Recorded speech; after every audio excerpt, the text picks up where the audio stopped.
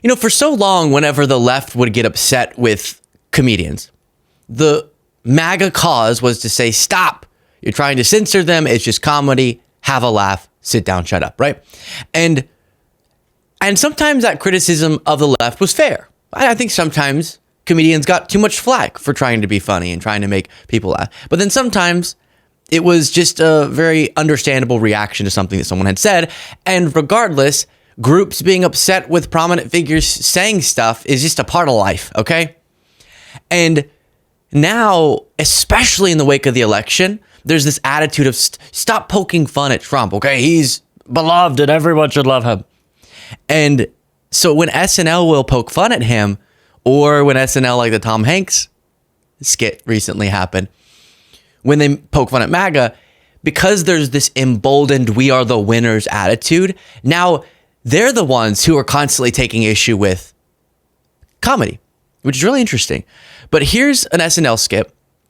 SNL is really, really touchy with playing their content, so we might have to cut this out. We'll see. But of course, it's a satirical reenactment of the Oval Office meeting that we've been talking about for, since it happened. And it's just absolutely tragic what Trump did. And so to recreate that, he's gonna be the primary punching bag of your jokes, but then also including Elon Musk. And this particular moment relates to, you might have seen Brian Glenn, Marjorie Greene's boyfriend, was going, "Why aren't you wearing a suit, Zelenskyy?" And then some of the MAGA folks were saying that this was a sign of disrespect. But Zelenskyy, he just wears the same outfit. He's a wartime president. He's not concerned with his suits.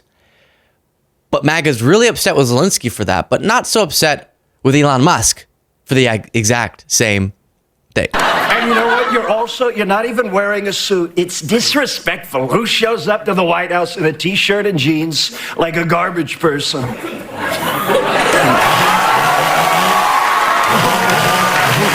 And then Mike Myers, playing Elon Musk, comes out with a chainsaw, as Elon Musk literally did at CPAC. And Elon Musk goes into meetings wearing very casual attire. And MAGA never makes an issue of it. But Zelenskyy, how dare you? As if that's a concern of Zelensky's in such a moment. And then a bunch of this, again, because SNL, by the way, if you were watching and I said I'm going to play a clip and it just skips forward and you're here now, the reason is because of copyright issues and we had to cut that out. But I will summarize what happened. So you have here Trump interacting with Zelenskyy, and Zelenskyy looking, as he did, baffled by what Trump was doing. And Trump is upset at him and he says, "Why aren't you wearing a nicer outfit? How could you wear something like that?" But then as he's saying it, Elon Musk, played by Mike Myers, comes out and is holding a chainsaw, is also wearing casual wear, as he has literally done in the Oval Office, and MAGA never makes an issue of it. And then later on, something that we didn't try to show in the clip, you have Elon jumping up and down, very exciting, as he likes to do. And then discussions of, we're going to make mistakes with Doge. Trump saying, "I love what you're doing with Doge." But sometimes we're going to cut people who are actually necessary. But accidents happen. And then, quote unquote, Big Balls comes out, the online name for one of the workers of Doge. So that should make you feel good about who is handling your sensitive information, is someone who goes by Big Balls on the internet. Very mature stuff. So it pokes fun at all that. You can imagine. You can watch it yourself online. But then this prompted, like the Tom Hanks thing did, some rage from even a pretty big account here. "Oh, SNL really outdid themselves. I meme, therefore I am," said. "This time, they desperately tried to lampoon Trump's meeting with Zelenskyy by bringing in Mike Myers as Elon Musk, because nothing says cutting-edge satire like dusting off a 90s comedian to impersonate a tech billionaire. Unsurprisingly, the sketch fell flat on its face. Insurrection Barbie," yes, said, "SNL did a skit about the Trump-Zelenskyy meeting. Not sure how these people can afford to stay on the air. I guess it's hard to write jokes when you are a joke." And then you have another guy saying, "SNL debuts a new Elon Musk, Mike Myers, and boy, it was lame. SNL is so dead." Nothing was funny. I found it pretty funny. But see, this is the contradiction. I do think you have to give extra slack to comedians. Doesn't mean they can't go too far. Doesn't mean you can't oppose their comedy. Fine. We're all going to have different tastes. But if their stance is going to be, it's been irrational for the left to be too sensitive on comedy, which is their stance, I think they would acknowledge that. Elon has said, make comedy legal again. Yes. Like him saying, I am become meme. You know, those funny jokes that just absolutely kill you. But if that's a stance they're holding, you got to hold yourself to it as well. And if you watch the Trump-Zelenskyy meeting, all I want to do in response to it is shout about how consequentially bad it was and how Trump embarrassed the United States on the world stage and how he doesn't seem to want to be the leader of the free world, but instead the leader of something else. But if you're going to make fun of it, how do you think you would do that? Because clearly the most cartoonish actions that you would poke fun at, and same thing with Doge and Elon, are Trump and Elon. That's going to be the funniest angle, even just from a comedic standpoint. But a lot of times, we really saw it with the Tom Hanks appearance on SNL recently.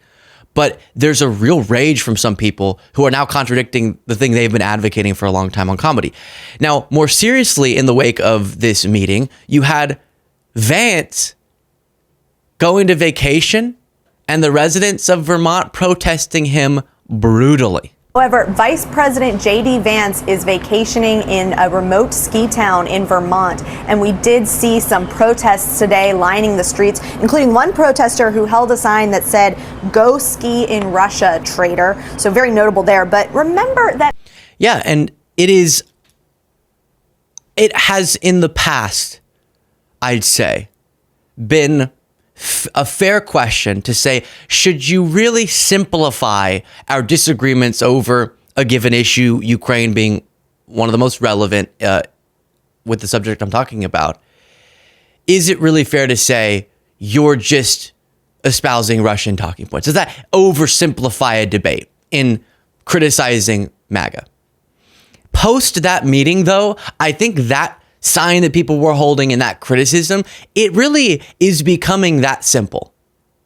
It's a sort of, do you want to go live in Russia? Is that what you're working towards? What? Because I can't decipher your actions unless you were actively wanting to align the United States with Russia in a disturbing manner. What does that mean? Is it just because it's Russia? No, it's because what it is that we stood for, stand for, and are supposed to stand for are principles that are antithetical to that of Putin's regime.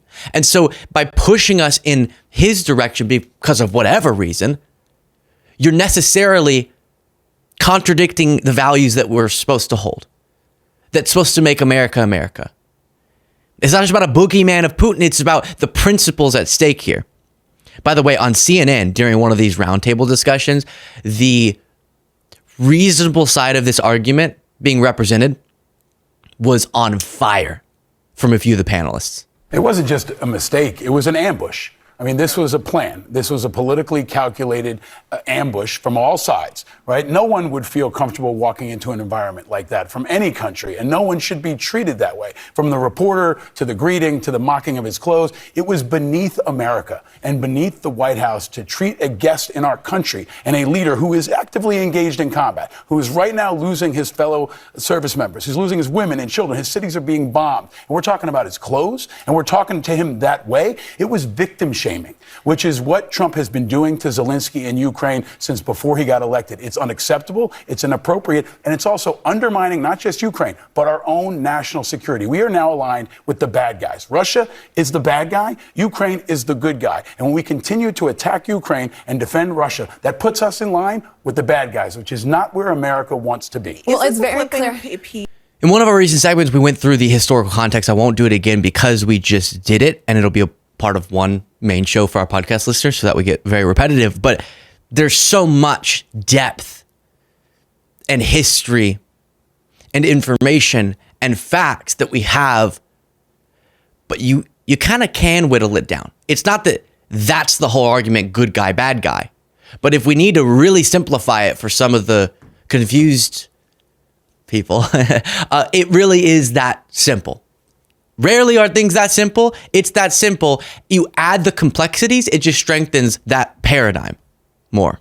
And JD Vance doesn't even know enough about the topic to be having the discussion. When Zelenskyy asked him, "Have you ever been to Ukraine?" he said, "No, I've seen it on TV." Are you kidding me? I've seen it on TV is your excuse for being able to lecture the president of Ukraine in the middle of a war, as opposed to having some actual knowledge when he's telling you about Russia. And everyone knows about Russia's history except apparently JD Vance. It's clear. Yeah, that's disturbing me too. I keep saying, is it a lack of understanding, or is it willful ignorance? Is it maliciousness? I think at this point we can assume there's an ideological motivation here. And with that comes the understanding that it's not just pure ignorance. But that doesn't mean it's not ignorance or a lack of understanding for some of the people supporting Vance and Trump. Because I've heard many of their arguments, and some people genuinely think things about this conflict that just are not backed up by the last few years, the last few decades, and the facts on the ground. I mean, this was. You always interrupt me, so it's okay. This was absurd what happened today.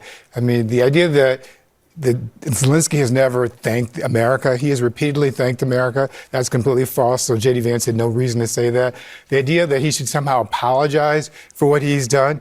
Did JD Vance ever apologize for calling Donald Trump America's Hitler or calling him an idiot? Ooh. No, he hasn't. But somehow we're going to force Zelenskyy, the president of a country in the middle of a war, to apologize over something he has no reason to apologize. Did Trump apologize for calling Zelenskyy a dictator? Did he apologize for bringing Russia into the negotiation to try to solve a war with Ukraine without even including Ukraine? Yeah. But Keith, it's just like, so, stop it.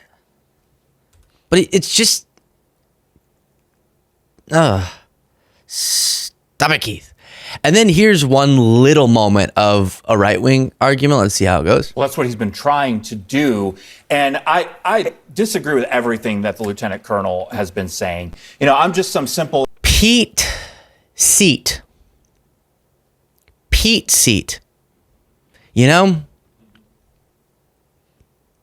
Lieutenant colonel has been saying. You know, I'm just some simple Indiana boy, but when I watched this event today, I want to know why our ally is allowed to disrespect the United States of America, the leader, the current leader of this free world. JD Vance owes Zelenskyy an apology.